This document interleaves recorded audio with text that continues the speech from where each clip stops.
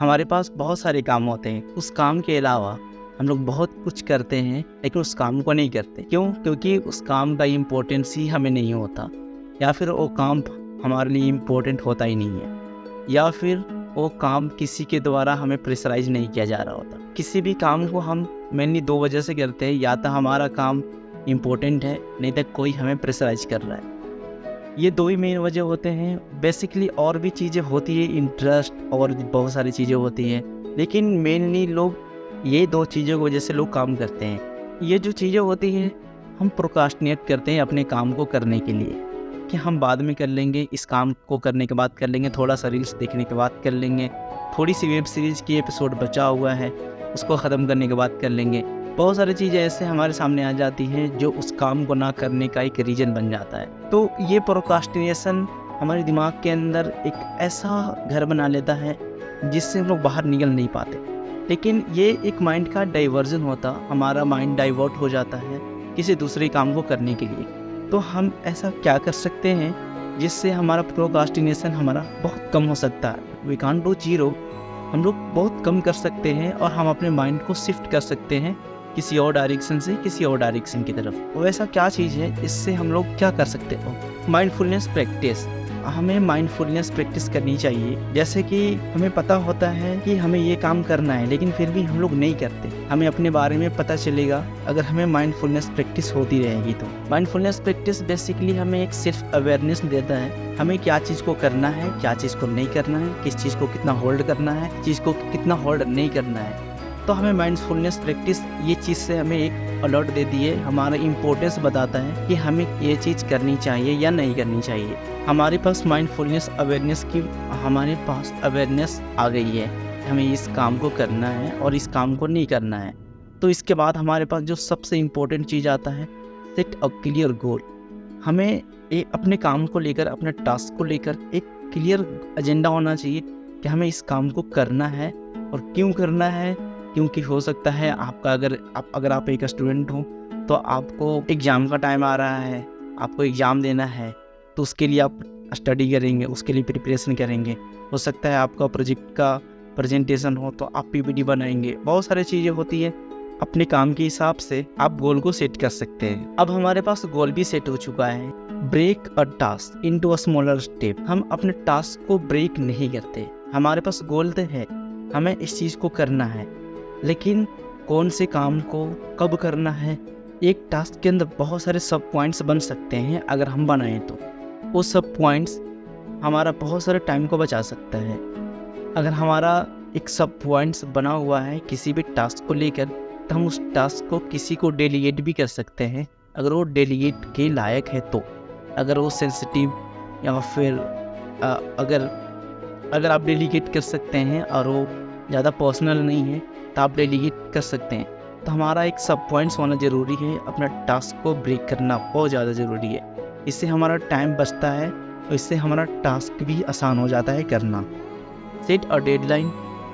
किसी भी टास्क को लेकर हमें एक डेडलाइन क्लियर सेट करना चाहिए कि हमें इस टास्क को 1 घंटे में, 2 घंटे में, 2 दिन में, 1 महीने में, 15 दिन में, 1 साल में, चाहे जितना भी हो उसको ख़त्म करना है। लेकिन हम लोग प्रोक्रास्टिनेशन के बारे में बात कर रहे हैं, तो प्रोक्रास्टिनेशन मेनली हम लोग शॉर्ट टर्म में करते हैं। लॉन्ग टर्म में हमें उस चीज़ को लेजीनेस बोल सकते हैं, लेकिन हमें शॉर्ट टर्म में ज़्यादा प्रोक्रास्टिनेट करते हैं कि अभी नहीं, बाद में कर लूँगा, 1 घंटे बाद कर लूँगा, 2 घंटे बाद कर लूँगा, 3-4 दिन बाद कर लूँगा, ऐसे नहीं बोलते ज़्यादातर।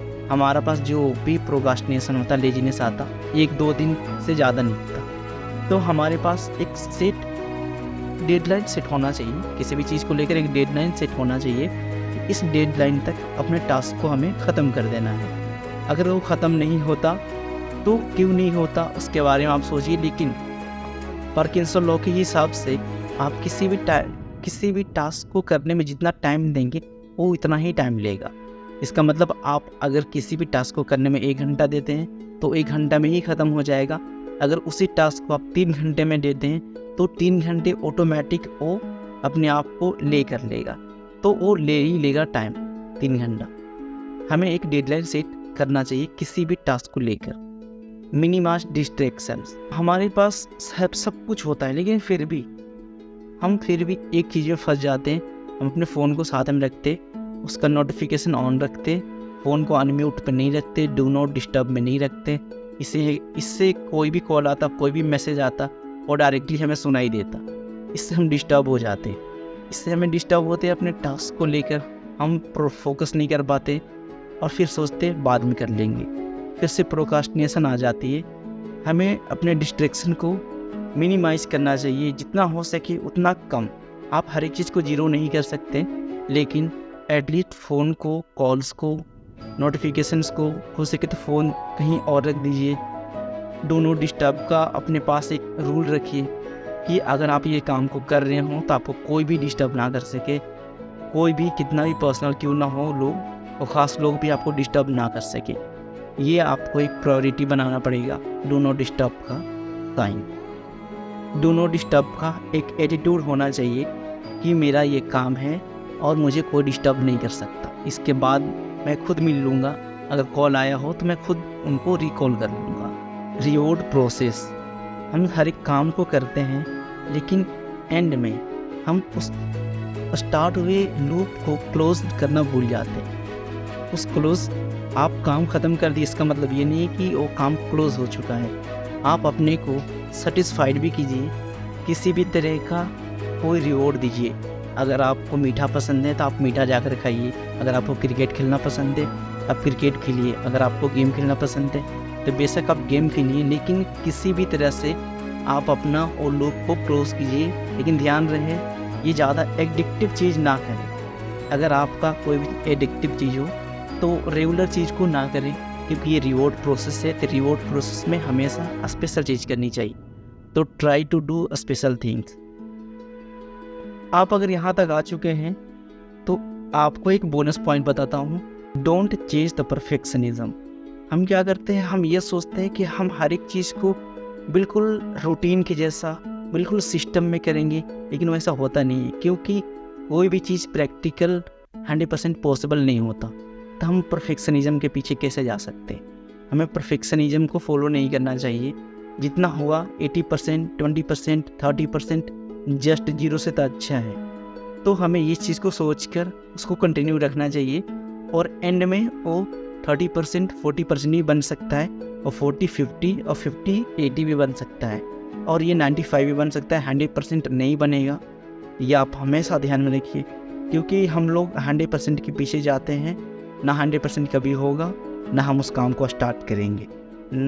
ये चीज़ हमारे साथ चलती रहेगी, और वो एक ऐसा ही लूप में चीज़ें चलती रहती। Okay, thank you so much, आप यहाँ तक सुने, और मुझे उम्मीद है ये वीडियो आपको पसंद आएगा। अगर आप किसी भी तरह का फीडबैक हमें देना चाहते हैं तो ज़रूर दें, we are welcome your feedback, and हम आपका कमेंट को ज़रूर पढ़ेंगे, और हम आपका फीडबैक को लेकर उसमें इम्प्रूवमेंट भी करेंगे। Your feedback will be matter, so आप फीडबैक ज़रूर दीजिए। Thank you so much, have a great day.